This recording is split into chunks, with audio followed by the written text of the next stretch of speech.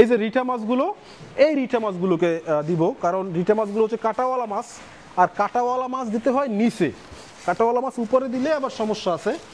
যাই হোক, আমরা হচ্ছে রিঠা মাছগুলোকে দিব। তো রিঠা মাছগুলোকে আবার ককশিট করার আগে আমাদের একটু পলি করে নিতে হবে। রিঠা মাছগুলোকে পলিথিন করে নিলাম। এগুলোতে আসলে কাটা তো অনেক বড় বড় কাটা, একটু ঝামেলা আছে, কারণ এটাকে মেনটেন্যান্স সব কিছু একটু সেফলি করতে হয়। বাস, রিঠা মাছ দিয়ে দিলাম 3 কেজি। হ্যাঁ, 3 পলিথিনে 3 কেজি রিঠা মাছ দিলাম। এইবার এই যে সুন্দরবনকা দাঁতনে হায়, সুন্দরবনের দাঁতনে মাছ দিয়ে দিলাম 4 কেজি।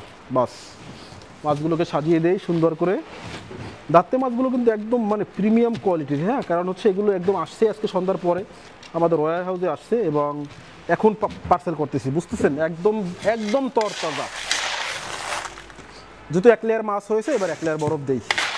31,000 টাকার মাছ। আমার যিনি কাস্টমার, তিনি যেভাবে হচ্ছে অনেক বড় আশা করে হচ্ছে মাছের অর্ডার দিয়েছেন এবং ঈদ উপলক্ষে। সো আমরা কিন্তু আপনাদের যে এই যে আশার অর্ডার, আপনারা যে খুব বেশি আশা করে অর্ডারগুলো দেন, আমরা কিন্তু